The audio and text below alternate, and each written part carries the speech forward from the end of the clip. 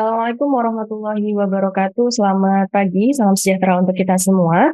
Yang kami hormati para narasumber, fasilitator, Bapak Ibu peserta workshop yang hadir secara luring maupun daring pada pagi hari ini.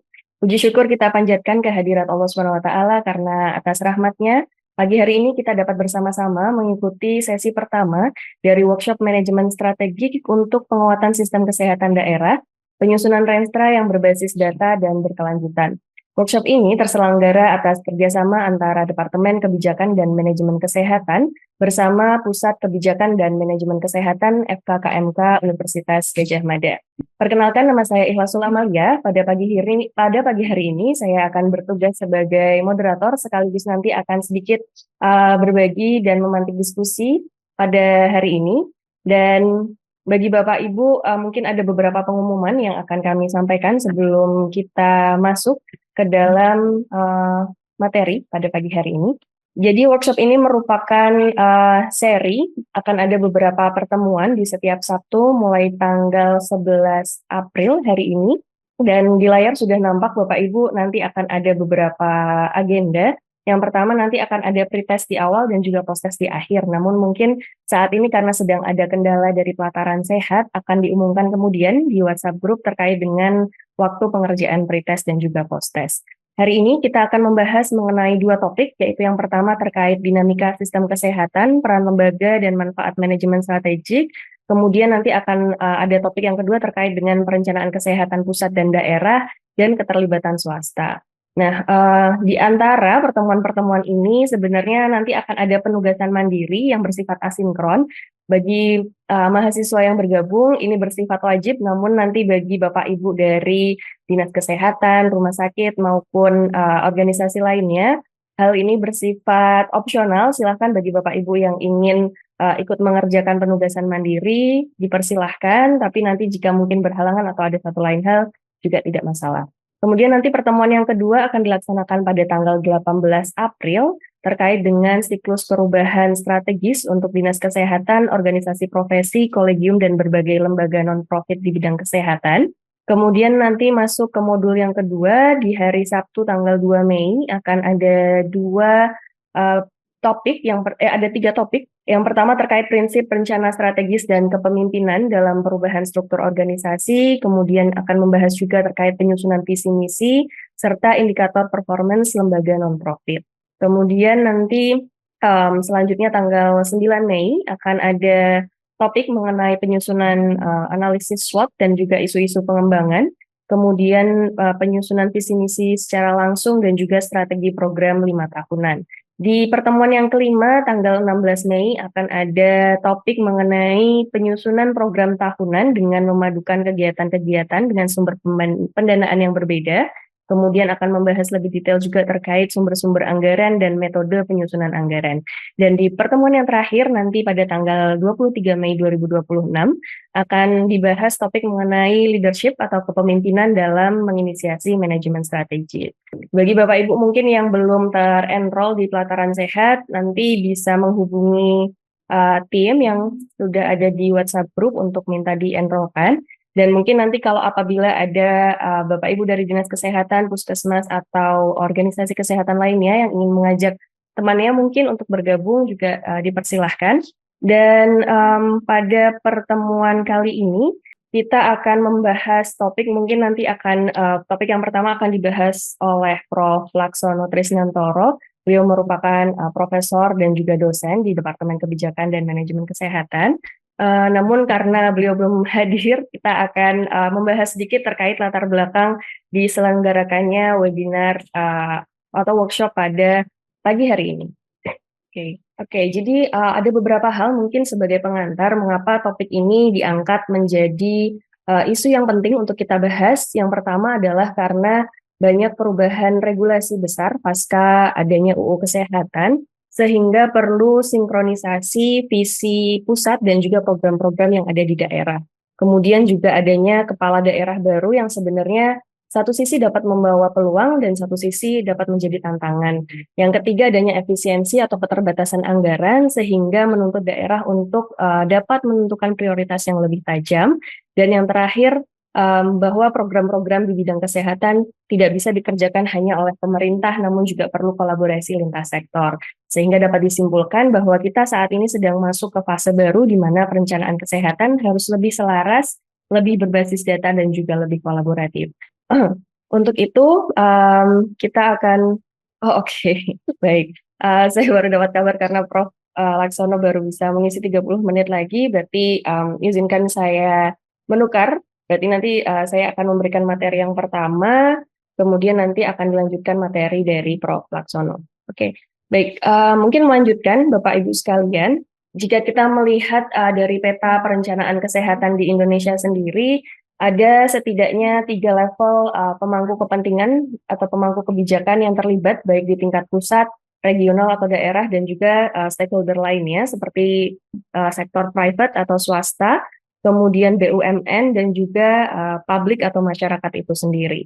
Dan kalau kita lihat dari sisi perencanaannya, ada perencanaan jangka panjang yang sudah dirancang oleh Bappenas melalui Rencana Pembangunan Jangka Panjang Nasional, kemudian diturunkan menjadi rencana jangka menengah di RPJMN, yang saat ini perubahannya adalah ada yang namanya Rencana Induk di Bidang Kesehatan atau RIBK, yang merupakan turunan juga dari RPJMN.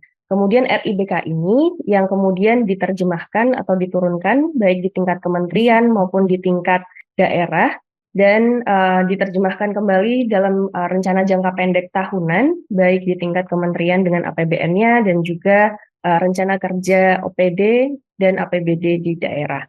Nah, kalau kita lihat di sini sebenarnya RIBK sendiri merupakan suatu jembatan antara visi nasional dengan perencanaan sektoral dan daerah. Dan kita melihat bahwa perencanaan kesehatan ini harus selaras baik secara vertikal antar level pemangku kepentingan maupun secara horizontal, yang mana melibatkan dari rencana jangka panjang, jangka menengah, dan juga jangka pendek. Nah, ini merupakan suatu tantangan yang baru kita hadapi saat ini. Kalau kita lihat secara lebih spesifik ke arah rencana perencanaan kesehatan, sebenarnya di RPJMN dicantumkan bahwa kesehatan untuk semua, kemudian diturunkan menjadi RPJMN terwujudnya kesehatan untuk semua dengan indikator yaitu usia harapan hidup dan juga angka kelahiran total atau total fertility rate, diturunkan kembali menjadi setidaknya 5 program prioritas. Yang pertama yaitu peningkatan kesehatan dan gizi masyarakat, kemudian pemberian makan gratis untuk pemenuhan gizi, pengendalian penyakit dan pembudayaan hidup sehat, penguatan kapasitas ketahanan kesehatan, dan juga penguatan pelayanan kesehatan dan tata kelola. Di tingkat RIBK, turunan dari RPJMN, targetnya adalah masyarakat yang sehat dan produktif untuk Indonesia Emas 2045 dengan indikator yang kurang lebih sama, ada UHH, usia harapan hidup, kemudian HL, UHC, coverage index, dan TFR atau total fertility rate dengan 6 sasaran strategis yaitu masyarakat sehat, komunitas gaya hidup sehat, layanan kesehatan yang baik, adil, dan terjangkau, sistem kesehatan yang kuat, tata kelola dan pembiayaan kesehatan, serta teknologi kesehatan yang maju. Nah, di sini yang menjadi catatan berarti pemerintah daerah harus mengadopsi indikator-indikator dari pusat yang kemudian ditetapkan secara nasional dan dimuat juga dalam RPJMD, Renstra-Renstra OPD, dan juga RKPD. Perubahan secara sistematis mungkin bisa dilihat juga di layar, diturunkan, diamanatkan dari Undang-Undang Kesehatan Nomor 17 Tahun 2023, yang tadinya berupa mandatory spending, di mana adanya patokan 5% APBN atau 10% APBD digunakan mandatory atau wajib untuk kesehatan, yang sekarang berubah menjadi performance-based budgeting atau anggaran yang lebih fleksibel mengikuti kebutuhan dan prioritas program berbasis wilayah. Diturunkan amanat undang-undang tersebut ke dalam RIBK dalam bentuk pedoman nasional bagi pusat dan daerah, dan dasar penyusunan RIBK itu sendiri menggabungkan juga dari RPJMN. Sehingga muncullah anggaran berbasis kinerja atau performance-based budgeting tadi, yang mengubah fokus pengukuran dari tadinya berapa besar alokasi atau jumlah dana yang bisa digunakan untuk program kesehatan menjadi hasil apa yang dicapai dari penggunaan sumber daya yang ada. Dan kata kunci di sini adalah fleksibilitas. Jika dulu dipatok 5% APBN atau 10% APBD, maka sekarang lebih fleksibel sesuai dengan kemampuan dan prioritas daerah. Secara lebih detail, sebenarnya ada 3 regulasi yang digunakan dalam sebagai dasar perubahan besar dalam sistem perencanaan kesehatan di Indonesia. Tadi sudah disebutkan terkait Undang-Undang 17 tahun 2023 yang mana berubah dari mandatory spending kemudian ke performance-based budgeting. Implikasinya untuk daerah sendiri apa? Sebenarnya ini memacu atau mengharuskan daerah memiliki kemampuan untuk menganalisis dan menentukan prioritas yang lebih kuat, serta tidak bergantung pada jumlah atau besaran anggaran APBD, tetapi memastikan anggaran yang dipakai untuk program benar-benar berdampak. Kemudian yang kedua ada RIBK. Jika dulu perencanaan cenderung terfragmentasi atau terkotak, sekarang sudah ada satu dokumen strategis yang mengikat antara pusat dan daerah, yaitu RIBK. Dan RIBK ini menjadi acuan teknis dalam perencanaan kesehatan yang memuat indikator prioritas dari pusat, kemudian diselaraskan dengan perencanaan di daerah. Sehingga implikasinya untuk daerah, RPJMD dan juga Renstra harus mengacu pada RIBK dan indikator daerah harus selaras dengan indikator pusat. Yang ketiga ada Imendagri 2 tahun 2025, di mana sebelumnya sinkronisasi antara program atau visi pusat kemudian program di daerah belum terlalu ketat, dan RPJMD seringkali disusun masih belum terlalu align antara daerah dan pusat. Saat ini daerah harus sinkron dengan RPJMN dan RIBK dan penilaian keselarasan menjadi indikator kinerja daerah. Sebagai contoh, indikator-indikator yang harus di-align-kan, di indikator RIBK dalam RPJMD di level outcome itu setidaknya ada 11 indikator yang harus disesuaikan antara kinerja nasional, provinsi, kemudian diturunkan ke kabupaten kota. Jika di level provinsi nanti indikatornya lebih bersifat makro, berbasis rate atau proporsi, sedangkan nanti di level kabupaten kota lebih berbentuk operasional dalam bentuk pelayanan cakupan maupun implementasi. Sedangkan indikator RIBK yang diturunkan ke Renstra-Renstra OPD setidaknya akan ada 23 indikator di tingkat provinsi maupun kabupaten kota. Nah, ini adalah contoh penilaian keselarasan menjadi indikator kinerja daerah. Jadi ini saya ambil contoh dari data Kota Semarang pada tahun 2025, di mana mungkin bisa dilihat secara, ya ini agak kecil ya, level sinkronisasi indikator di RPJMD dan Renstra, kemudian dibandingkan dengan indikator di RPJMN dan RIBK. Di sini nanti akan ada di kolom 9, penyelarasan RPJMN, apakah ada atau tidak, ya atau tidak, dan kemudian nanti akan ada scoringnya, dan minimal 75% indikator yang ada di pusat harus sinkron dengan yang ada di daerah. Sebagai contoh ini Semarang memiliki rekapitulasi keselarasan dengan RPJMN sebanyak 100% dan dengan RIBK 88%. Kemudian sedikit membahas terkait dinamika perencanaan di bidang kesehatan pasca pilkada, meskipun mungkin pasca pilkada ini sudah tahun lalu ya, tetapi memang adanya pemimpin baru bisa jadi membuat harapan baru dalam beberapa hal. Yang pertama, mungkin kita bisa melihat dari latar belakangnya, karena apabila mungkin ada pemimpin baru yang memang background-nya di kesehatan, ada yang non-kesehatan. Tetapi kita perlu pintar-pintar bagaimana mempromosikan sektor kesehatan, mengangkat isu-isu permasalahan kesehatan prioritas pusat menjadi prioritas daerah, dan juga aktif mencari sumber anggaran. Kemudian juga peluang untuk melakukan advokasi apabila khususnya nanti ada koneksi atau misalkan ada relasi gitu ya ke Komisi Kesehatan di DPRD, sehingga bisa lebih mempromosikan lagi program-program kesehatan. Dan mungkin yang menjadi isu baik itu tantangan maupun peluang adalah apabila ini adalah petahana versus tokoh baru, apakah program-program baik terkait dengan kesehatan yang sudah ada sebelumnya dapat diteruskan atau malah nanti menjadi perubahan lagi, pergeseran lagi di bidang kesehatan. Kita akan belajar dari beberapa studi kasus di beberapa kabupaten kota di Indonesia terkait dengan realitas implementasi RIBK di daerah. Mungkin kalau secara garis besar tantangan yang ditemukan dari beberapa daerah yang sempat kita bahas mungkin di webinar-webinar sebelumnya adalah bahwa keselarasan administratif tidak sama dengan keselarasan implementatif. Karena tantangan sesungguhnya bukan sekedar administratif, tapi lebih ke arah substantif. Kalau misalkan yang dilihat adalah hanya dokumen-dokumen daerah, mungkin sudah tercantum rapi, tetapi pada proses penerjemahannya, implementasinya di daerah, nah itu yang mungkin akan berbeda-beda di masing-masing daerah. Sebagai salah satu contoh, yaitu tantangan penyelarasan dokumen dengan integrasi lintas sektor. Ini disampaikan oleh Dinas Kesehatan Gunung Sitoli terkait dengan studi kasus penurunan stunting, di mana target stunting diminta untuk mengikuti nasional. Sementara kewenangan Dinkes terbatas hanya pada cakupan PMT. Perlu ada koordinasi lintas OPD, salah satunya terkait dengan akses air bersih yang belum merata. Nah, itu termasuk kewenangan Dinas PU, sehingga faktor penentu stunting ini sebenarnya merupakan kolaborasi lintas sektor dan bukan hanya wewenang tunggal Dinas Kesehatan, sehingga isu integrasi lintas sektor ini perlu dilakukan untuk salah satunya melakukan koordinasi untuk mencapai target indikator penurunan stunting.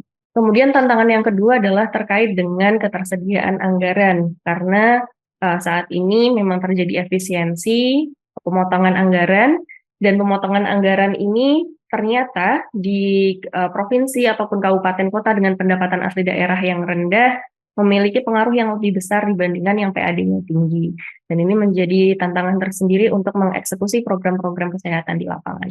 Kemudian yang selanjutnya adalah kualitas data yang kurang adekuat, sehingga pengambilan atau penentuan program kesehatan belum sepenuhnya berbasis data dan berbasis bukti. Permasalahan utamanya biasanya yang pertama terkait sinkronisasi, karena sistem informasi berbeda antara program kesehatan dan belum terintegrasi.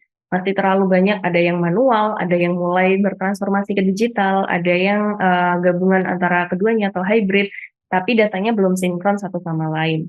Kemudian yang kedua adalah masalah validitas, yaitu kendala geografis dan keterbatasan SDM lapangan, sehingga verifikasi data lapangan sangat lemah.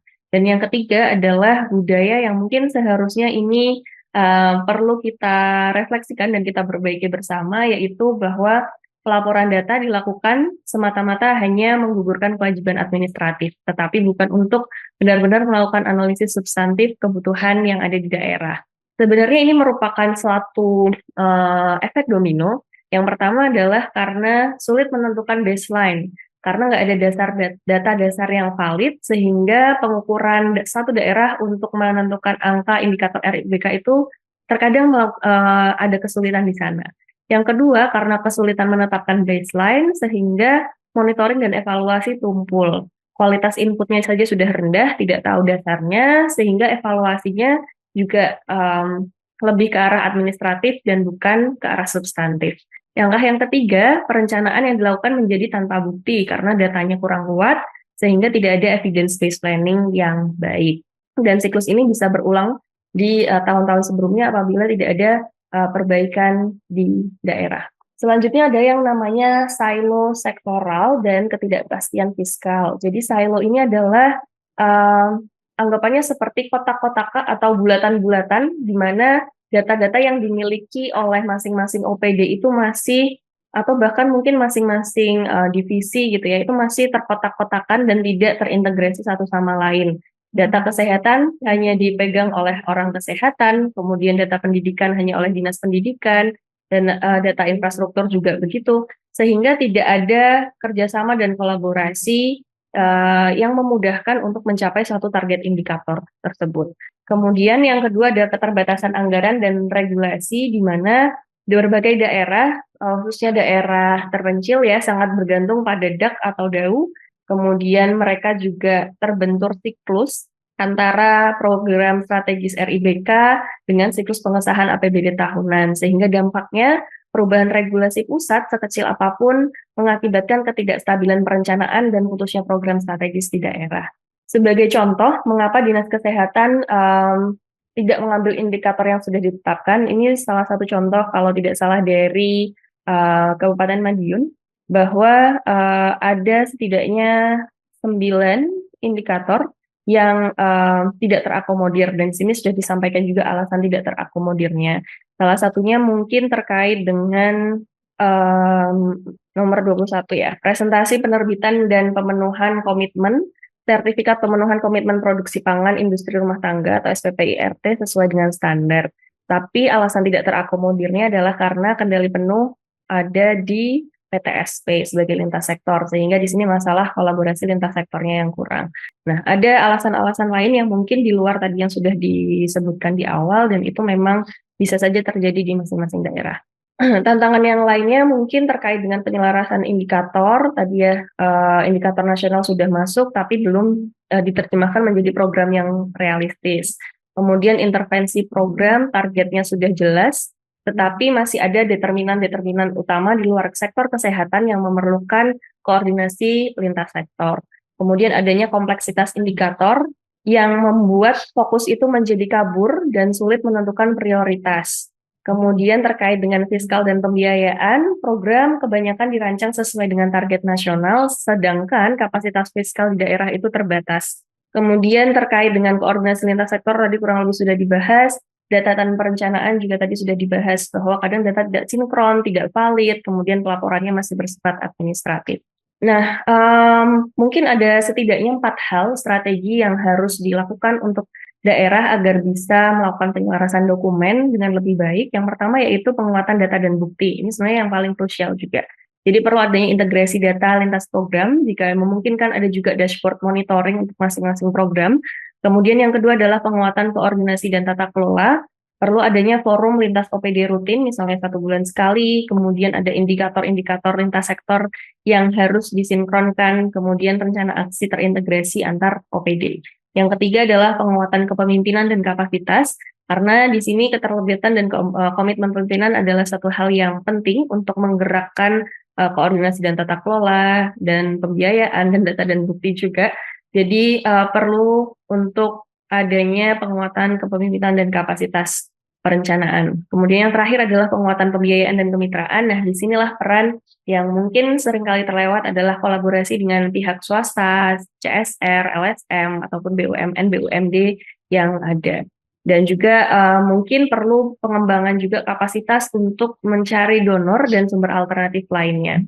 Jika dilihat secara tadi ya, yang terkait dengan perencanaan kesehatan, other stakeholders ini salah satu contohnya adalah misalnya terkait pembiayaan, bisa menghubungkan dengan CSR, kemudian dengan donor, kemudian terkait pelayanan bisa menggait rumah sakit ataupun klinik swasta, inovasi, kemudian terkait dengan misalnya dashboard tadi ya, digital health, mendukung transformasi sistem kesehatan, dan juga terkait program, itu bisa disesuaikan dengan peran swasta. Nah, mungkin salah satu yang terakhir terkait dengan strategic positioning Dinas Kesehatan yang dulunya lebih ke arah operator program, saat ini Dinas Kesehatan didorong untuk menjadi integrator sistem, yang mana mereka diminta untuk menerjemahkan RIBK ke program lokal di daerah, kemudian merubah fokus pada outcome dan dampak kesehatan, mengorkestrasi lintas OPD, stakeholder, dan juga swasta, serta memastikan perencanaan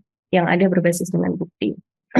Oke, untuk sebagai penutup, tantangan utama RIBK sebenarnya bukan kemampuan menyalin indikator nasional ke dalam dokumen administratif, tapi saat ini lebih kepada kapasitas daerah untuk menerjemahkan kebijakan tersebut menjadi program yang realistis, terbiayai, dan terkoordinasi di tengah keterbatasan kontekstual lokal. Beberapa mungkin refleksi dan juga rekomendasi. Yang pertama terkait penyelarasan administratif. Program tadi ya harus dibahas berbasis realitas topografi. Mungkin di Indonesia wilayah juga sangat bervariasi. Ada yang kepulauan, kemudian ada yang memang aksesnya terbatas, kapasitas lokal terkait dengan SDM juga mungkin terbatas, sehingga mungkin salah satu skema rekomendasi yang bisa dilakukan untuk daerah-daerah terpencil 3T begitu bisa melakukan skema afirmasi lokal. Terus kemudian terkait kapasitas kepemimpinan, bisa juga salah satu rekomendasinya adalah membangun mekanisme lintas sektor yang lebih konkret, ada SOP-nya sehingga forum lintas OPD bisa terlaksana dengan lebih rutin dan ada evaluasi monitoringnya. Yang ketiga terkait keputusan berbasis data dan bukti, memerlukan adanya penguatan kapasitas data, pengolahan data, analisis data di tingkat daerah, dan sehingga mungkin peran pusat juga diperlukan di sini untuk memberikan kapasitasi penguatan kemampuan dari daerah. Sekian Bapak Ibu terkait dengan materi yang pertama. Nanti kita akan bahas selanjutnya di diskusi dan tanya jawab. Untuk selanjutnya, Prof. Laksono Trisnantoro, waktu dan tempat dipersilakan. Selamat pagi, Prof. Laksono. Oke, baik. Sambil menunggu Prof. Laksono mungkin masih men-setup device-nya, Prof. Laksono pada pagi hari ini akan menyampaikan terkait dengan dinamika sistem kesehatan, peran lembaga dan manfaat manajemen strategik, sistem kesehatan dan perencanaan dalam Undang-Undang Nomor 17 Tahun 2023 tentang Kesehatan. Mungkin bagi Bapak Ibu yang belum mengenal Prof. Laksono, beliau merupakan profesor dan juga dosen di Departemen Kebijakan dan Manajemen Kesehatan, Fakultas Kedokteran, Kesehatan Masyarakat, dan Keperawatan Universitas Gadjah Mada. Prof. Laksono, apakah sudah terdengar suara saya? Ya, sudah. Pagi, Prof. Oke, baik. Prof. Laksono, waktu dan tempat dipersilahkan. Ya, tolong bisa ditayangkan PowerPoint saya. Karena saya coba tes dulu ya. Ya, dengar nggak suara saya? Ya. Halo? Sudah terdengar. Ya, oke ya. Bisa dengar ya suara saya? Agak Sudah jelas, saya lagi bincang ini. Prof. Ya. Jelas. Ya, oke ya. Jadi tadi seperti disampaikan oleh Bu Isla Sulamalia, Ibu Lia ya, bahwa ada perubahan besar di dalam sistem kesehatan yang karena Undang-Undang Kesehatan. Nah, di sini saya akan mencoba untuk melihat suatu alasan atau kebutuhan ya, mengapa lensa strategi itu perlu ya. Sebelumnya mungkin siapa saja yang ikut di pertemuan ini ya, Mbak Lia ya? Berapa orang dari mana aja? Nah, supaya bisa kita kenal nih. Awalnya berangkat dari suara Apa? kuliah, Mas. Berapa? Siapa aja? Siswa, Prof. Nggak dengar. Bisa lebih keras ya? Ada 4 orang mahasiswa, Prof. Kemudian ada dari Dinas Kesehatan, dari Puskesmas, rumah sakit, dan juga perusahaan kesehatan. Halo? Berapa orang ya? Nggak dengar ya? Selamat pagi, Prof. Terdengar nggak ya? Dengar, saya udah terdengar. Ya. Berapa orang yang ikut? Selamat pagi, Prof. Apakah sudah terdengar, Prof? Udah jelas ya. Ya. Ya, untuk peserta pada hari ini itu selain dari mahasiswa paruh waktu kita ada dari Dinas Kesehatan. Dari Dinas Kesehatan sendiri ada 13, Prof. Dari Dinas Kesehatan Kabupaten Bantul 2, DIY 2, Kabupaten Garut 1, Kota Mobagu 2, Kabupaten Pasangkayu 3, Kabupaten Gunung Kidul 2, dan Kota Yogyakarta 1. Kemudian ada 2 dari Puskesmas Harudu 1 dan Puskesmas Ponjong. Kemudian ada 3 dari ada dari RSUD Sumbawa, Panti Nugroho, kemudian RSUD Kabupaten Buton Tengah. Kemudian juga ada dari perusahaan yang bergerak di pengelolaan sistem layanan kesehatan, yaitu Admedika. Kemudian juga ada dosen dari Universitas Siber Muhammadiyah seperti itu. Berikut, Prof. Oke, ya, terima kasih. Jadi cukup bervariasi ya pesertanya ya. Jadi kita akan melihat jadi mengapa ini perlu kita cermati bahwa ternyata memang dalam dinamika lingkungan ini sangat penting kita memahami apa yang terjadi ya. Ya. Oke, kita teruskan ya. Silakan diteruskan, diklik. Ya, jadi ada beberapa isu ya yang akan kita bahas. Jadi pengantar Undang-Undang Kesehatan, cara berpikir sense making, kemudian rencana strategis sebagai dokumen untuk action, kebutuhan dasar, dan ini manajemen perubahan. Jadi ini cukup panjang ya materinya ya. Yang nanti kita akan coba cermati betul ini apa yang terjadi ya. Ya, terus klik atau saya aja ya, sharing aja ya. Supaya lebih mudah ya. Bisa share saya? Iya, Prof. Sudah kelihatan? Sudah, Prof. Oke, ya. Jadi mengapa ya dibutuhkan tadi, dan tadi kita akan lihat ada beberapa hal yang kita akan cermati ya. Nah, sekarang kita masuk ke Undang-Undang Kesehatan. Ini undang-undang ini sebuah omnibus law ya yang memang rumit dan kita tahu cukup gaduh ya. Karena memang ada berbagai tujuan yang kita harapkan bisa dijalankan di sini. Antara lain ya nih untuk menjamin ketersediaan pendanaan kesehatan yang berkesinambungan dan berkeadilan saat dikelola secara transparan, efektif, dan efisien. Kemudian meningkatkan akses dan cakupan tentang mutu dan ketahanan sistem kesehatan ini. hadapannya ada suatu peningkatan status kesehatan dan juga ini yang sangat menarik, koordinasi pembangunan kesehatan di semua tingkat. Dan ini yang jadi satu isu kunci ya. Dan di kelompok ini ada wakil dari dinas kesehatan, dari swasta, dan juga dari rumah sakit, dan juga puskesmas nih. Memang nanti kita akan lihat koordinasi ini tidak hanya orang pemerintah ya, tapi juga kita akan lihat ke swasta juga BPJS, juga organisasi profesi dan sebagainya ya. Nah, oke ya. Oke. Nah, sekarang jadi isu kunci ya. Sekarang untuk kita masuk dulu ke dinas kesehatan ya. Jadi pimpinan dinas kesehatan itu diharapkan untuk mampu melaksanakan tugas dengan baik, tanpa bantuan orang lain dan menguasai keahlian ataupun kecakapan, keterampilan tinggi dalam memimpin. Nah, ini. Dan ini dinas kesehatan jadi semakin penting untuk, nah ini, koordinator dan sebagai apa yang kita sebut penghubung antara pusat dengan daerah juga. Nah, ini yang jadi satu isu kunci yang perlu kita cermati ya. Nah, sekarang pertanyaannya ya, apakah kepala dinas itu memperhatikan nggak ada perubahan besar ini di Undang-Undang Kesehatan ini? Apakah memperhatikan atau kurang memperhatikan atau tidak memperhatikan sama sekali? Dan ini memang tergantung pada pribadi-pribadi yang ada ya.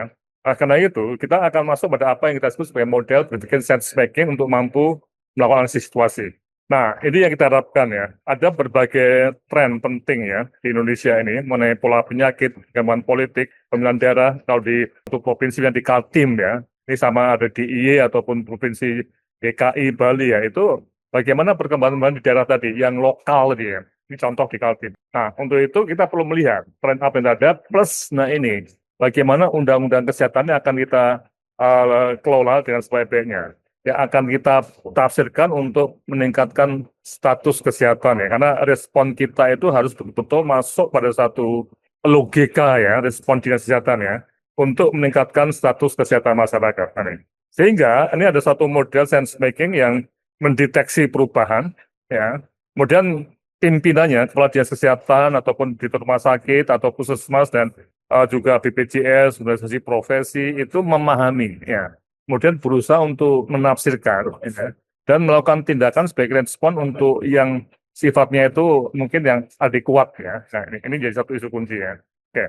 Nah, ini kemudian juga kita lihat itu ada pasal-pasal yang banyak sekali ya. Ada mungkin 1.000 pasal kalau kita lihat PP-nya ya, di undang-undang ada 400 lebih pasal. Jadi ini suatu hal yang sangat besar yang kita perlu memahami dan perlu kita tafsirkan dan juga membuat satu rangkaian action yang baik ya. Nah, apa actionnya? Nah, ini yang satu isu kunci. Salah satu yang penting adalah revisi dan setelah dinas kesehatan. Nah, ini yang perlu kita cermati sehingga kita perlu betul untuk memahami apa itu yang disebut sebagai rencana strategik ya. Dan ini terkait dengan konsep good governance antara berbagai komponen pelaku, pemerintah, kelompok pelaku usaha dan juga masyarakat sendiri. Kemudian kalau kita lihat governance dalam sistem kesehatan sendiri itu didefinisikan sebagai usaha pemerintah dan berbagai pelaku untuk mengarahkan masyarakat, negara atau kelompok-kelompok di masyarakat ya, untuk meningkatkan status kesehatan melalui pendekatan kebijakan pemerintah dan masyarakat secara bersama. Dan ini yang menjadi isu kunci kalau kita cermati ya. Bagaimana menurut WHO ya, itu pelaku-pelaku itu bekerja bersama ya. Tapi juga fungsinya juga menjadi dasar legitimasi kuat. Tetap harus ada pemerintahnya ya, bagi Menteri Kesehatan sebagai pemimpin di sektor kesehatan untuk senantiasa bekerjasama memperbaiki kebijakan yang bertujuan untuk meningkatkan status kesehatan masyarakat. Dan inilah letak dari Dinas Kesehatan sebagai wakil pemerintah ya, juga mempunyai legitimasi kuat di level provinsi atau kabupaten. Nah, dalam konteks lainnya, dalam bidang kesehatan itu juga ada apa yang kita sebut sebagai masalah mutu tadi ya. Jadi bagaimana kerjasama kesehatan ketika individu, kelompok atau lembaga yang punya wewenang dan tanggung jawab tadi itu bisa menetapkan kebijakan, menjaga mutu perawatan dan menyediakan manajemen dan perencanaan organisasi. Jadi kita akan melihat governance tadi itu memang membutuhkan kebijakan-kebijakan yang sinergetik ya di dalam sektor dan di luar sektor kesehatan dan juga di luar pemerintah. Kemudian struktur dan mekanisme dapat meningkatkan kerjasama antar pelaku. Dan juga para pelaku mempunyai fungsi yang sifatnya itu saling melengkapi, bukan tumpang tindih. Nah, sehingga kalau di sini kita akan lihat fungsi-fungsi tadi, itu ada fungsi regulasi, stewardship, pendanaan, pelaksanaan dan pengembangan SDM dan sumber daya lainnya. Dan ini diatur oleh tata kelola, tata pamong tadi, supaya tidak terjadi duplikasi atau konflik. Nah, Ini yang menarik ya. Karena pelaku-pelaku itu bisa pemerintah, masyarakat, bisa kelompok usaha. Tapi yang meregulasi itu memang pemerintah. Ya, ini yang perlu kita cermati ya. Jadi kita akan masuk pada satu konsep di mana sering ada overlapping seperti ini ya. Dan juga sering konflik antara pemerintah dan masyarakat atau dan kelompok usaha. Nah, ini jadi isu kunci karena organisasi di sistem kesehatan itu banyak sekali ya. Jadi ada lembaga pemerintah, ada masyarakat, profesi, asosiasi, lembaga usaha, rumah sakit, plus juga BPJS, plus industri kesehatan dan farmasi dan alat kesehatan ya. Jadi kita lihat ini tidak mudah. Jadi banyak pemimpin di sektor kesehatan. Nah, sehingga di sini kita akan masuk pada pertanyaan ya, ketika para pemimpin itu di semua lembaga itu siapa mereka ya, dan apakah mereka mempunyai apa ya semangat untuk bekerja bersama untuk meningkatkan kesehatan masyarakat atau masing-masing istilahnya itu konflik ya atau mempunyai persepsi yang berbeda-beda mengenai fungsi sebagai regulator, fungsi operator dan juga mungkin fungsi sebagai pendanaan dan fungsi pelatihan SDM termasuk di perguruan tinggi ya di sini ya. Nah ini yang kita lihat di dalam konteks undang-undang kesehatan itu banyak kegaduhan ya atau konflik bahkan sampai ke Mahkamah Konstitusi ya. Ya ini perlu kita cermati memang kerjasama ini masih belum begitu ideal di Indonesia nih. Jadi, oke. Nah, Zila, kita akan masuk pada satu pertanyaan, adakah sinergi ya? Jadi Renstra ini sekali lagi tidak hanya di dinas kesehatan, tapi juga di berbagai lembaga lainnya. Misalnya juga di rumah sakit, puskesmas, Renstra di organisasi profesi, lembaga pendanaan kayak BPJS, nah macam-macamnya. Dan tadi ada sinergi itu memang masing-masing dalam konteks governance itu mempunyai tugas yang tidak saling tabrakan ya, tidak konflikting. Karena itu memang dalam undang-undang kesehatan itu ada satu kata kunci ya, kalimat kunci. Government function is to govern ya. Jadi fungsi pemerintah itu untuk memerintah, untuk mengatur. Nah ini suatu pendekatan ya, bukan dikatakan sebagai mazhab ya, tapi di mana-mana di dunia tetap ada government yang mengatur ya. Jadi tidak bisa sebuah sistem itu tidak ada pemerintahnya. Nah, ini yang sering jadi perdebatan publik ya tentang fungsi regulator dan fungsi yang diserahkan ke masyarakat atau pemerintah.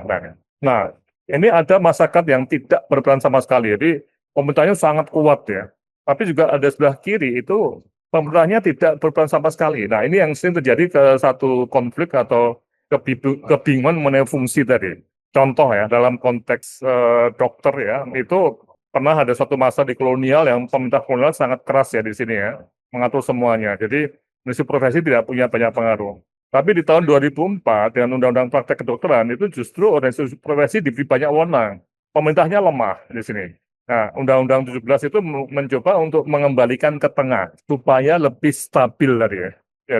Jadi dinamikanya tidak terlalu tinggi ya. Nah, inilah. Jadi hal-hal seperti ini, dinamika ini yang perlu dipahami sebagai bagian dari perubahan-perubahan di lingkungan eksternal oleh tadi lembaga-lembaga yang ada di sistem kesehatan tadi, yang pemerintah, lembaga masyarakat, ataupun lembaga yang ada di kelompok usaha, perusahaan-perusahaan bisnis, dan sebagainya. Nah, ini yang akan membawa kita masuk pada sebuah, apa yang kita sebut sebagai pemikiran strategis ya, berpikir strategik mengenai orientasi eksternal, analisis data, kemudian menentang asumsi dan juga menciptakan ide-ide baru ya. Nah, orientasi eksternal ini tadi yang sampai pada satu titik memang kita memperhatikan atau tidak undang-undang kesehatan tadi, atau kita tadi emangnya kuat pikirin atau tidak memperhatikan ya.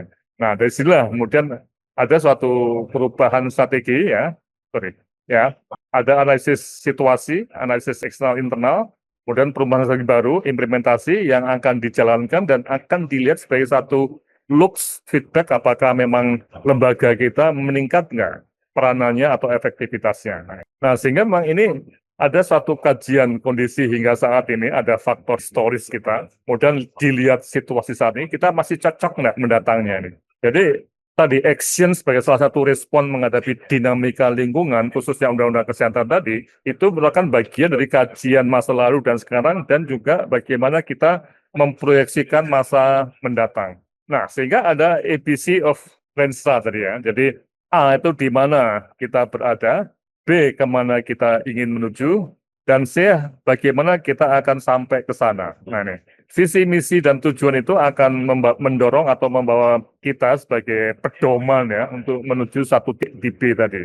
Kemudian strategi formulation itu merumuskan strategi bagaimana untuk mencapai visi tadi, menjaga misi dan mencapai tujuan kita yang kita implementasikan. Nah ini, jadi ini berlaku untuk semua lembaga di sektor kesehatan dan bahkan di semua sektor di kehidupan manusia ya. Nah ini termasuk perguruan tinggi, ya puskesmas, tadi juga ada perusahaan swasta, apotek ya. Itu mempunyai apa yang kita sebut sebagai strategic plan ya, rencana strategik yang terkait dengan masa depan lembaga tadi, where you want to be tadi ya.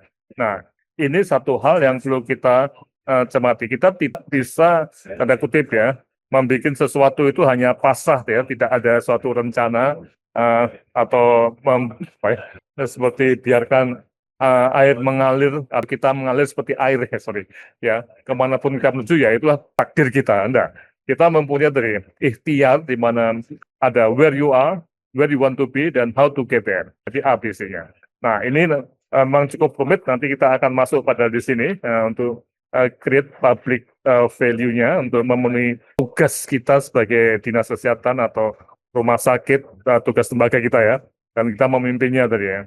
Jadi bagaimana supaya terjadi partisipasi efektif, ada koalisi-koalisi dan macam-macam ini. Nanti kita akan bahas ya. Sehingga di sini ada tahapan perencanaan strategik. Yang pertama ya tentunya kita lihat visi misi, kemudian juga akan sampai kajian lingkungan internal eksternal ya. Ya ini jadi satu isu ya.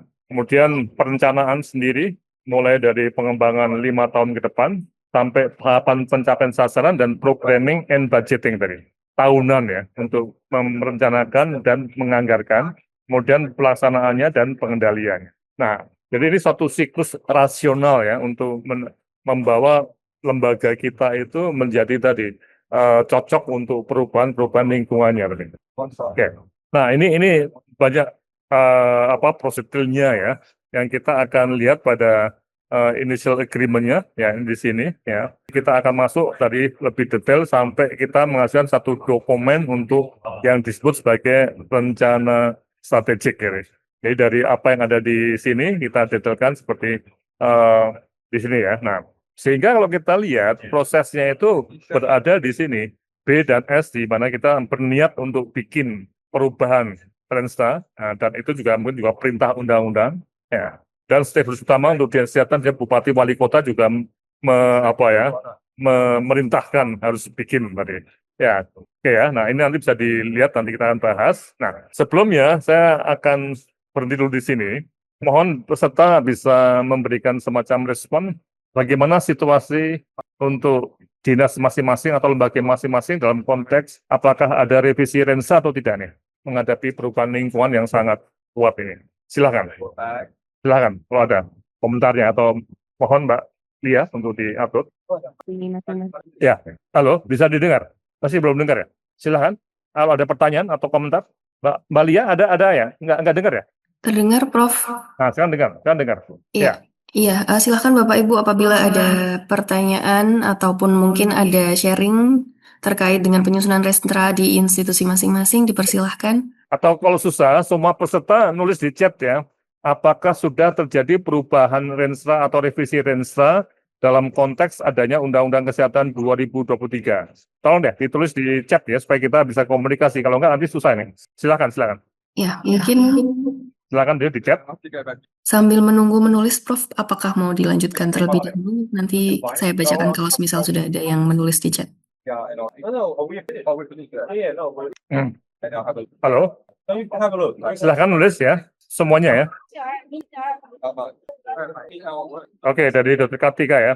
Belum ada perubahan Renstra. Oke. Terus, ada lagi silakan. Jadi, memang ada suatu situasi apakah lembaga itu melihat ya, perubahan luar itu penting nggak untuk merevisi Rensanya? Mungkin saja perubahan di luar tidak penting ini. Ya, silakan, ada lagi? Izin, Prof. Ya, silakan. Saya Ani dari Dinkes Gunung Kidul, Prof. Iya, silakan. Terkait adanya Permenkes nomor 2 tahun 2026 ya, Dok. Terkait SOTK Dinas Kesehatan di bidang kesehatan. Itu kan otomatis kemarin kami baru diskusi internal terkait adanya perubahan Renstra karena ada beberapa indikator program yang mana kami sandarkan untuk mengisi sebagai indikator masing-masing bidang di Dinas Kesehatan. Harapan kami untuk Renstra nanti akan, ya kami masih menunggu dengan Bapeda karena indikator program itu akhirnya nanti harus merubah RPJMD juga, Prof. Jadi nanti mohon arahan Prof bagaimana terkait nanti SOTK yang terbaru ini sesuai Kemenkes sehingga nanti bisa selaras dengan Renstra atau review Renstra yang nanti mungkin di 2027 akan kami di Gunung Kidul akan mengadakan review. Mungkin itu Prof, matur nuwun Prof. Ya, nah ini yang menarik ya. Memang dalam konteks pemilihan bupati dan wali kota gubernur ya kan ada RPJMD ya Bu ya. Ya, RPJMD dan juga RPJMD itu harus diacu oleh Dinas Kesehatan. Jadi RPJMD dokumen penting untuk merubah Renstra karena RPJMD kan bupati terpilih ya, yang terpilih ya. Tapi ada juga yang mungkin belum pilihan ya. Nah, sehingga ketika ada RPJMD baru logikanya Renstra diubah. Nah, bagi yang tidak punya bupati baru, mungkin pertanyaan berikutnya apakah undang-undang kesehatan yang akan memicu perubahan ini atau masih menunggu tadi 2027. Nah, ini nggak masalah. Artinya memang faktor-faktor yang bisa mendorong perubahan itu memang ada peraturan tadi. Seperti RPJMD itu memang harus ada oleh bupati wali kota yang baru. Betul nggak ya? Ya. Dan ini itu akan menjadi apa yang kita sebut sebagai suatu regulasi ya, aturan dari pemerintah untuk revisi undang-undang. Revisi Renstra karena RPJMD berubah. Begitu ya. Nah, di Gunung Kidul bupatinya berubah nggak Bu? Diganti nggak Bu? Ganti Prof.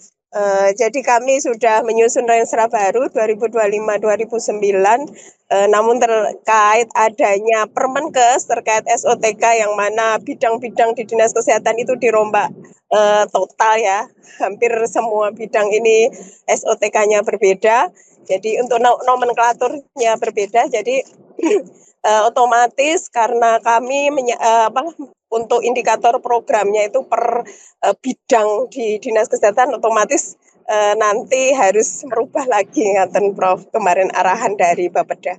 Oke, ya jadi artinya ini juga perubahan lingkungan juga tuh, benar nggak Bu? Perubahan lingkungan yang memaksa Dinas Kesehatan juga merevisi Renstra-nya, betul nggak?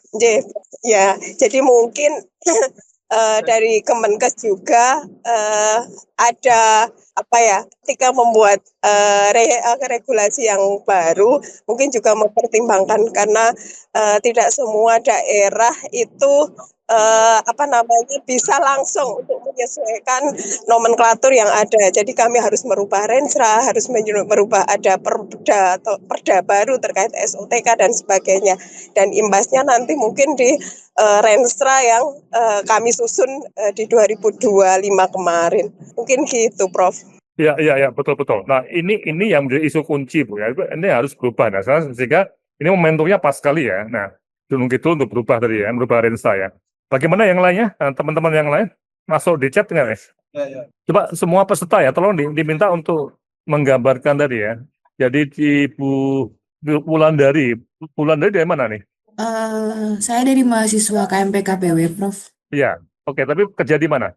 Di Puskesmas di Kabupaten Nganjuk. Oh ya, oke. Belum ya? Belum, Prof. Oke. Pak Devri dari mana? Dari Garut, Prof. Dinas atau dari mana? Dinas, Prof. Sudah ada perubahan Renstranya? Belum? Belum, Prof. Masih sepertinya isinya masih sama dengan yang sebelumnya. Jadi untuk yang Undang-Undang 17 itu sepertinya belum menyeluruh, Prof, implementasinya. Tapi bupatinya baru nggak, Pak? Bupatinya baru, Prof. Memang penyusunannya sudah ada, Prof. Tapi secara implementasi sepertinya masih mengacu seperti yang lama gitu, Prof. Jadi artinya masih banyak persoalan-persoalan yang sebenarnya datanya sudah ada, tapi mungkin tadi seperti paparan Bu Amalia itu mungkin belum belum bisa diolah dengan baik sehingga pada saat perencanaan dan evaluasi berikutnya juga hasilnya masih sama gitu. Jadi belum ada perubahan yang signifikan, Prof, terhadap implementasinya. Ya, tapi RPJMD-nya baru nggak Pak? RPJMD-nya? Ya, baru, Prof. Nah, artinya kalau RPJMD-nya baru, apakah tidak merevisi range-nya, Pak? Yang saya maksud begini, Prof. Ini kan kita sudah nyusun ya, Prof, tahun lalu. Ya. Nah, ini kan sudah mulai berjalan ini, Prof, untuk 5 tahun ke depan. Nah, untuk tahun ini itu berdasarkan ini pengamatan pribadi ya, Prof, tidak berdasarkan institusi gitu. Jadi yang terlihat oleh saya ini kita masih jalan di tempat gitu, Prof. Jadi mungkin saya butuh saran. Ini kan mungkin baru setahun dari 5 tahun yang sudah direncanakan. Kira-kira ini kita harus mulai dari mana gitu, Prof? Di tengah sekelumit masalah yang kita sudah nyusun gitu, evaluasinya sudah, tapi belum ada perubahan terkait dengan koordinasi dengan pihak eksternal juga sepertinya masih terkendala gitu, Prof. Ya, memang betul Pak. Jadi logikanya memang kalau RPJMD-nya berubah, itu dinas kesehatan ya perlu merevisi tadi Pak ya, range-nya Pak ya. Ini logikanya loh Pak. Itu Pak ya. Oke, apa? Ya. Oke, makasih. Yang lainnya ada? Silakan. Yang chat lainnya coba. Halo? Belum bisa, Mbak. Belum ada. Yang Belum ada, Prof. bisa meneruskan teman-teman yang ikut bisa nggak? Atau nih ya, karena kalau kita nggak meneruskan kita nggak tahu nih situasinya. Tolong deh nanti ditulis ya. Semua peserta diminta untuk memberikan semacam respon tadi. Apakah responnya sudah berubah atau belum? Atau memang tidak ada atau bagaimana ya? Seperti tadi Pak Devri katakan tadi ya. Oke ya, kita lanjut sebentar ya. Karena nanti harus... Izin, Prof. Oh ya, silakan. Siapa ini? Ya, dari Kabupaten Pasangkayu, Prof, Sulawesi Barat. Ya, gimana Bu? Silakan. Ya, kalau di Kabupaten Pasangkayu sendiri, kebetulan kepala daerahnya baru dan RPJMD-nya juga ada baru terbit 2025. Jadi untuk Renstra kami direvisi di tahun lalu 2025 periode 2025-2029 mengikuti periode RPJMD. Prof, kami masih masih berpatokan sama dalam penyusunan Renstra itu masih berpatokan sama RPJMD dan Inmen nomor 2 itu, Prof. Untuk penyesuaian dengan Undang-Undang Kesehatan itu nomor 17 itu kami belum sepertinya, Prof. Mungkin. Iya, tadi logikanya memang RPJMD juga melihat ke Undang-Undang Kesehatan dan RIPK juga ya. Nah ini yang nanti akan ada pembahasan lebih lanjut ya, lebih detail ya mengenai bagaimana sinkronisasi antara pusat dengan daerah ini ya. Itu ya Bu ya. Ya, Prof, jadi, ya. Dan pusat pun juga ada Kemenkes yang RIPK. Nanti akan ada kuliah khusus mengenai RIPK juga. Gak apa. Oke ya. Nah, nih dari sini lah. Waktunya udah habis ya. Ya. Jadi apa? Masih ada waktu. Masih. Bentar. Saya akan kembali ke PowerPoint. Ya. Oke ya. Nah, oleh karena itu, jadi ketika kita bicara mengenai apa yang disebut sebagai penyusunan Renstra dalam konsep manajemen strategik tadi, itu memang perlu ada prasyaratnya ya. Pertama memang sistem manajemen yang dijalankan dengan paradigma yang tepat sebagai dasar nyusun visi. Jadi visi itu penting sekali, bukan hal yang main-main. Tapi ada juga lembaga yang bikin Renstra itu hanya sebagai semacam formalitas ya. Jadi visi itu yang terkait dengan ABC tadi. Lembaga itu mau kemana itu ya? Lembaga itu mau menuju kemana di masa mendatang. Jadi visi kan seperti gambaran lembaga kita di masa mendatang ya. Kemudian yang kedua itu ada leadership. Nah nih, lembaga yang membuat Renstra tadi dengan satu proses yang cukup rumit itu harus punya jiwa kepemimpinan tadi. Jadi ada semacam pemimpin yang memang semangat betul untuk mendorong perubahan yang ada atau menarik perubahan yang ada di lembaganya untuk menjadi sebuah lembaga atau organisasi yang lebih baik lagi di masa mendatang. Dia punya influence, punya pengaruh, punya apa yang kita sebut sebagai semacam sifat-sifat pribadi ya, sehingga orang itu melihat dia sebagai pemimpin yang memberikan pengaruh. Ya. Oke. Kemudian yang kita lihat ada banyak alat leadership seperti ini nanti kita akan bahas seperti meta leadership ya, contohnya ya. Nah, di mana leadernya itu mempunyai person leader tadi mempunyai ciri-ciri yang baik. Dia juga bisa menangani situasi yang kompleks tadi, perubahan-perubahan dinamik ya. Kemudian juga bisa berhubungan dengan banyak pihak, tidak sering musuhan ya. Jadi ataupun sulit bergaul ya, macam-macam tadi, ada connectivity-nya. Ya. Nah, ini nanti akan dibahas lebih dalam pada kuliah-kuliah berikutnya ya. Nah, ini, jadi memang Renstra itu di awal yang kemudian akan ada manajemen program, manajemen SDM, manajemen keuangan dan semuanya ya, yang nanti akan semua itu diukur dengan kinerja yang tentunya harapannya itu membaik dengan adanya Renstra ini ya. Jadi Renstra itu sekali lagi bukan formalitas sebuah dokumen, tapi memang betul-betul dirancang atau ditulis supaya kinerjanya itu kinerja lembaga ya, itu meningkat sesuai dengan fungsi masing-masing. Oke, saya kira saya untuk menyimpulkan hanya sebentar dulu ya, nanti kita akan bahas lebih dalam pada sesi berikutnya, tapi intinya ada juga Renstra yang juga mendorong perubahan yang signifikan ya dalam model menyusun Renstra tadi, di mana visinya itu misalnya dulu rumah sakit kita itu hanya rumah sakit ya tidak bersaing internasional ya, tapi kita bertekad 5 tahun kemudian akan menjadi rumah sakit yang bermutu internasional ya.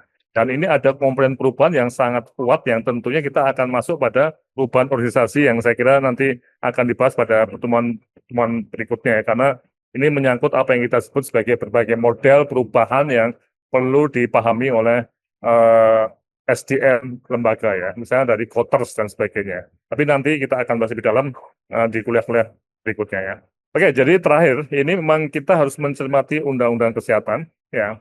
Jadi jangan sampai Renstra kita diubah hanya karena perintah dari bupati, tapi tidak melihat undang-undang kesehatan ya, termasuk RIPK nantinya. Dan nanti kita akan coba diskusikan dengan semua dosen, teman-teman selama 12 kali pertemuan depan. Oke, saya kira ini dulu ya dari saya. Silakan saya kembalikan pada Bu Lia. Terima kasih. Ya, terima kasih Prof. Laksono. Terima kasih Prof. Laksono atas paparannya. Mungkin bagi Bapak Ibu apabila ada pertanyaan atau hal-hal yang ingin didiskusikan bisa disampaikan melalui kolom chat ataupun silahkan untuk raise hand. Ya, silahkan Pak Yoyo dari Dinkes DIY. Oke, selamat siang Prof. Izin. Apakah suara saya bisa diakses, Mbak Iksan? Ya, baik, izin Prof. Mohon maaf off-cam karena ini baru di jalan. Cuman cukup menarik yang disampaikan Prof. Jojo terkait dengan Renstra itu bukan kemudian menjadi suatu sekedar dokumen begitu ya, tetapi memang ini menjadi acuan nantinya selama 5 tahun untuk kemudian kita berkegiatan dan beraktivitas. Nah, khusus untuk DIY, Prof, ini kami juga mungkin baru akan menyusun begitu ya, karena memang untuk Provinsi DIY memang agak tata kalanya lain begitu terkait dengan periode waktunya. Nah, cuman memang yang mau kami sampaikan bahwa ada beberapa hal yang sudah kami lakukan kaitannya dengan Renstra ini supaya kemudian tidak hanya menjadi sebuah dokumen formalitas begitu ya. Ya, artinya memang bahwa indikator-indikator yang ada di dalam Renstra itu memang kemudian sifatnya dia realistis begitu ya, dengan cascading yang jelas. Bahkan kemudian kami langsung kemudian kami kaitkan dengan penganggarannya. Izin Prof, kami di perencanaan begitu ya, sehingga kemudian ketika pada saat bidang atau seksi itu melakukan usulan aktivitas begitu ya, itu memang kemudian sudah kami filter terlebih dahulu bahwa memang aktivitas-aktivitas yang direncanakan untuk tahun-tahun mendatang itu memang harus prioritas mengacu pada Renstra. Itu yang poin penting, sehingga kemudian Renstra ini juga menjadi bagian yang wajib dipahami begitu dan diimplementasikan, tidak hanya sekedar formalitas tapi seksi dan bidang memang mengacu pada Renstra tersebut gitu ya. Nah, ini yang memang kemudian kami lakukan selama ini. Nah, mungkin itu Prof, izin yang dari DIY yang kami lakukan. Matur nuwun. Ya. Halo. Ya. Nah, ini memang yang jadi isu kunci ya, Pak Yoyo ya. Jadi bagaimana proses menyusun Renstra itu betul-betul proses yang serius tadi Pak ya. Karena tadi kompleks ya. Jadi kalau kita lihat secara mendalam ya, itu menyusun Renstra itu bukan sebuah proses yang bisa tadi ya mengcopy dari teman lain atau dari provinsi lainnya. Betul-betul tadi kita akan masuk pada sebuah proses yang ini ya. Nah, ini cukup rumit ya. Nah, apalagi sekarang kalau lihat Dinkes provinsi itu kan di tengah-tengah antara pusat dengan kabupaten kota ya. Ini menarik ya. mana yang pekerjaannya pusat, mana pekerjaannya kabupaten kota, dan mana punya provinsi. Nah, ini jadi satu isu kunci yang terkait dengan stakeholders ini, initial agreement-nya, siap untuk merencanakan. Nah, jadi kalau tadi Dinkes DIY mau start rencana ini nanti menarik Pak, nanti kita bisa bantu juga ya. Dan apakah di Dinkes juga akan ada tim perencana Pak, yang ditunjuk selama 1, 2, atau 3 bulan untuk bikin Rensa atau dibiarkan saja? Nah, ini yang perlu kita mati Pak Yu ya. Sudah ada timnya nggak kira-kira?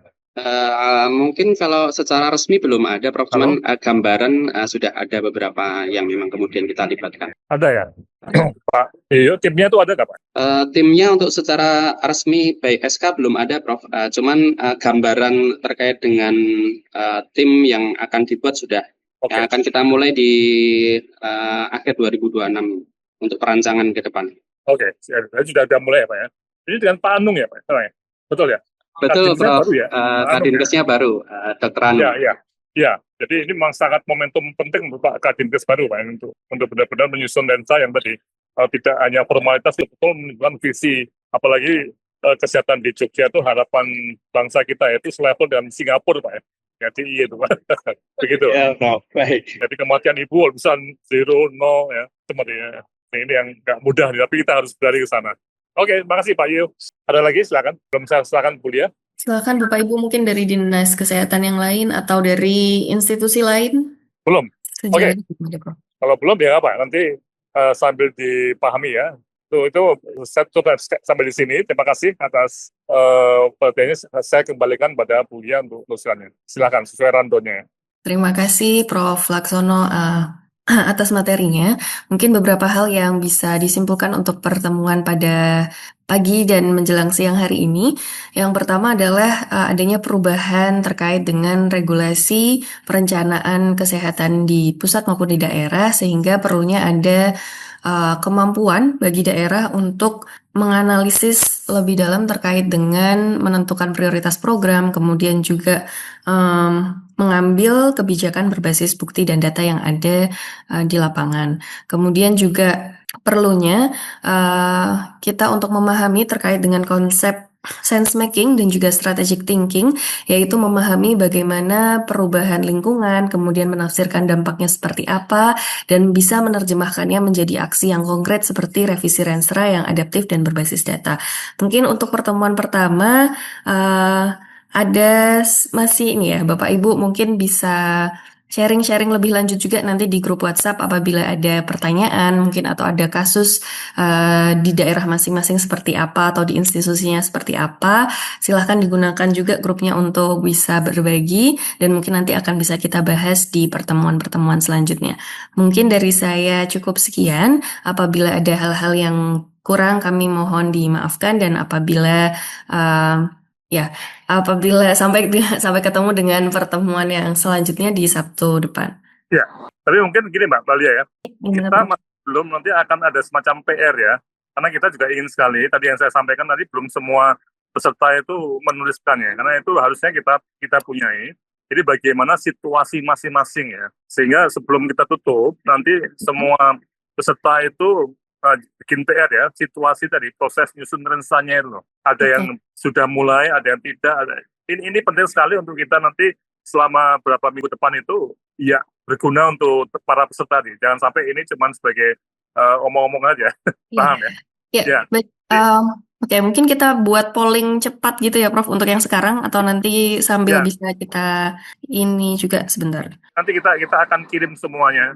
Jadi seperti yang tadi saya katakan, bagaimana situasi menyusun Rensa yang ada di dinas atau lembaga masing-masing ya.